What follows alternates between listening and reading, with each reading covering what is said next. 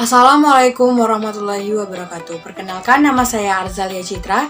Saya dari program studi Tadris Matematika. Di sini saya akan menjelaskan tentang konsep dasar manajemen pendidikan.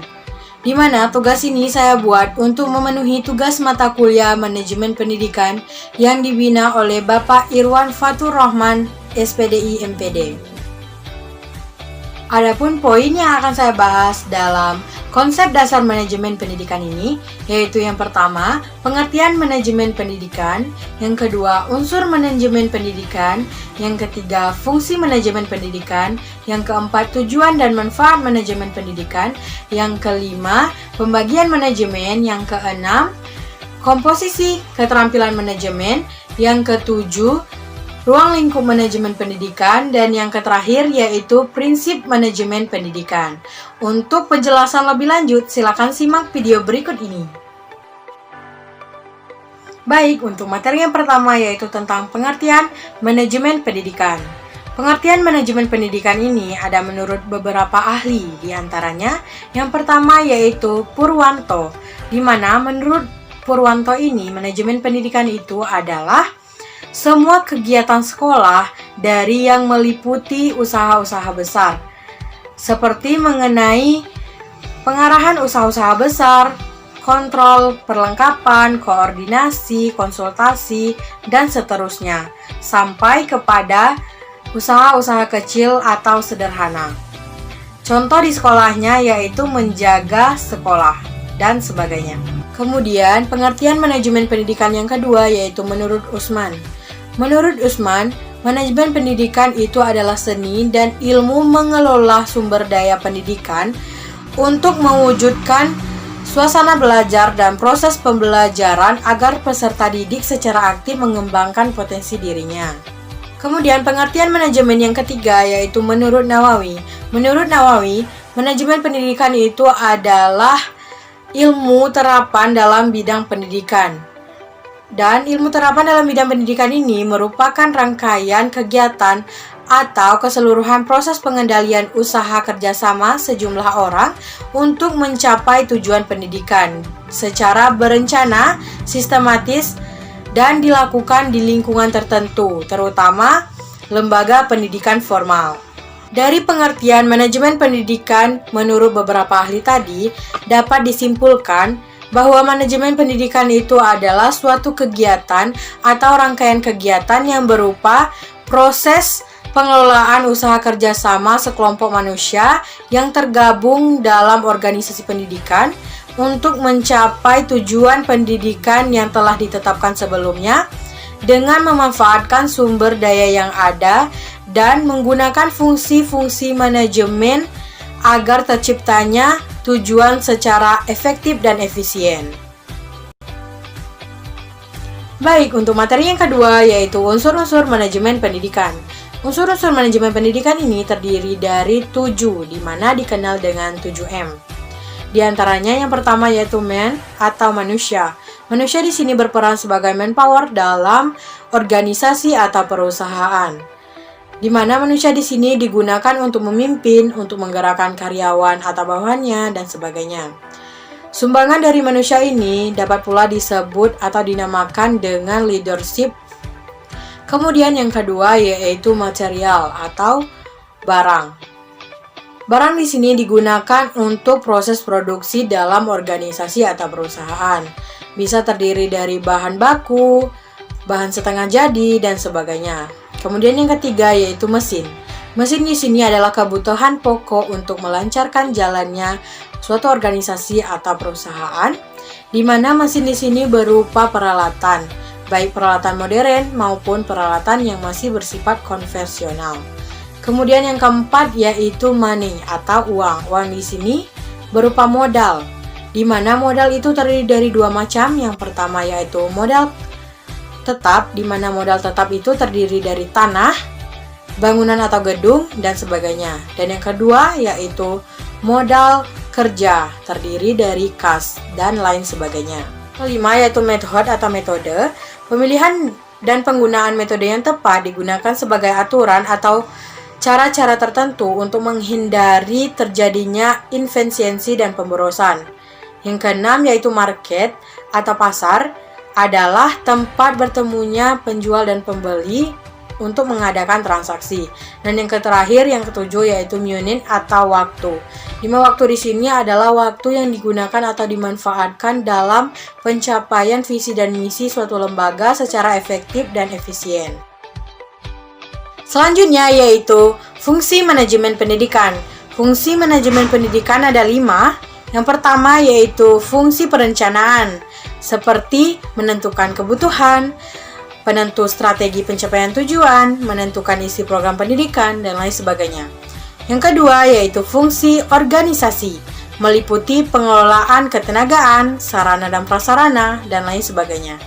Yang ketiga yaitu fungsi koordinasi, yang berupaya menstabilisasi berbagai tugas, tanggung jawab, dan wewenang, dan sebagainya. Kemudian yang keempat yaitu fungsi motivasi atau penggerakan untuk meningkatkan efisiensi proses dan keberhasilan program latihan. Dan yang terakhir yang kelima yaitu fungsi kontrol yang berupaya melakukan pengawasan, penilaian, monitoring, dan lain sebagainya. Yaitu tujuan dan manfaat manajemen pendidikan. Tujuan manajemen pendidikan yang pertama yaitu efisiensi dalam menggunakan sumber daya.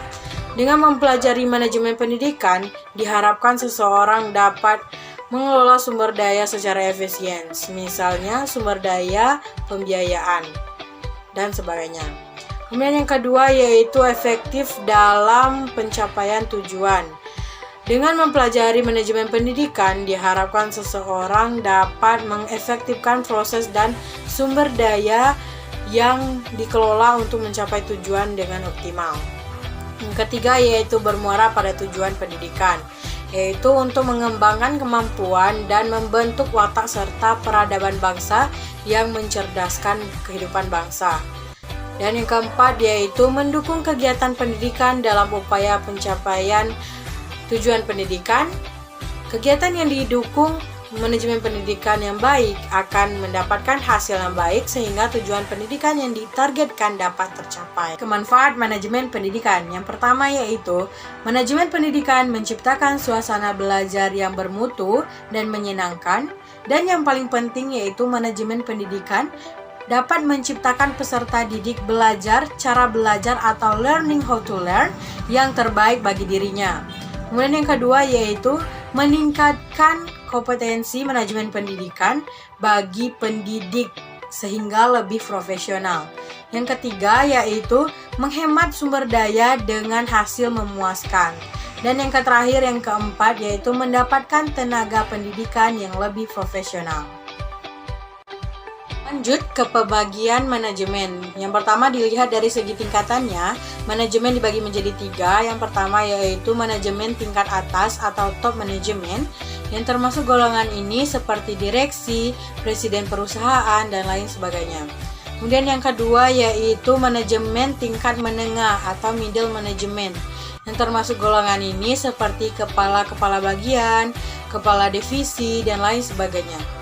Dan yang ketiga yaitu manajemen tingkat bawah atau lower management, yang termasuk golongan ini seperti kepala mandor, mandor-mandor, dan lain sebagainya. Yang kedua yaitu pembagian manajemen pendidikan dilihat dari segi bidang masalahnya. Ada 10. Yang pertama yaitu manajemen produksi, yang kedua manajemen industri, yang ketiga manajemen kepegawaian, yang keempat manajemen keuangan, yang kelima manajemen perkantoran, yang keenam manajemen pemasaran, yang ketujuh manajemen pembukuan, yang kedelapan manajemen pendidikan, yang kesembilan manajemen penjualan, dan yang kesepuluh manajemen pengangkutan. Pembagian manajemen dilihat dari segi sejarah perkembangannya. Yang pertama yaitu manajemen tradisional, di mana manajemen ini adalah manajemen yang berprinsip pada garis keturunan. Yang kedua manajemen sistematis, yaitu manajemen yang menunjukkan bahwa segala sesuatu sudah diatur dan sudah ditetapkan. Dan yang ketiga yaitu manajemen ilmiah, di mana manajemen ini yang menekankan peran pada prinsip-prinsip ilmiah. Segi sifatnya, manajemen dibagi menjadi 3. Yang pertama yaitu patrimonial management, yaitu manajemen yang dikuasai oleh keluarga manajer. Yang kedua yaitu political management, manajemen yang dikuasai oleh golongan politik tertentu. Dan yang keempat yaitu professional management, yaitu manajemen yang mendasarkan pada keahlian. Lihat dari segi sistemnya, manajemen dibagi menjadi 8. Yang pertama yaitu manajemen ilmiah, yang kedua manajemen tradisional, yang ketiga manajemen bapakisme, yang keempat manajemen sistematis, yang kelima manajemen demokratis, yang keenam manajemen terbuka, yang ketujuh manajemen tertutup, dan yang kedelapan manajemen diktator. Lanjut ke materi berikutnya yaitu komposisi keterampilan manajemen. Yang pertama yaitu keterampilan teknik atau technical skill yang merupakan kemampuan untuk mempergunakan alat-alat, prosedur, teknik suatu bidang khusus, ahli bedah, dan lain sebagainya. Yang kedua yaitu keterampilan manusiawi atau human skill yang merupakan kemampuan untuk bekerja dengan orang lain, memahami orang lain, dan mendorong orang lain baik sebagai perorangan maupun kelompok. Dan yang ketiga yaitu keterampilan konseptual atau conceptual skill yang merupakan kemampuan mental untuk mengkoordinasi dan memadukan semua kepentingan dan kegiatan organisasi yang meliputi melihat organisasi secara keseluruhan dan memahami perubahan pada setiap bagian yang mempengaruhi organisasi. Selanjutnya yaitu ruang lingkup manajemen pendidikan.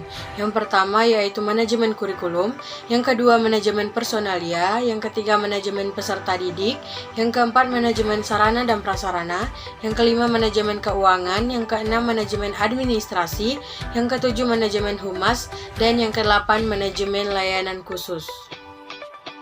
Lanjut ke pembahasan yang terakhir yaitu prinsip-prinsip manajemen pendidikan. Yang pertama yaitu memprioritaskan tujuan di atas kepentingan pribadi dan kepentingan mekanisme kerja. Yang kedua yaitu mengkoordinasikan wewenang dan tanggung jawab. Kemudian yang ketiga yaitu memberikan tanggung jawab pada personel sekolah hendaknya sesuai dengan sifat-sifat dan kemampuannya.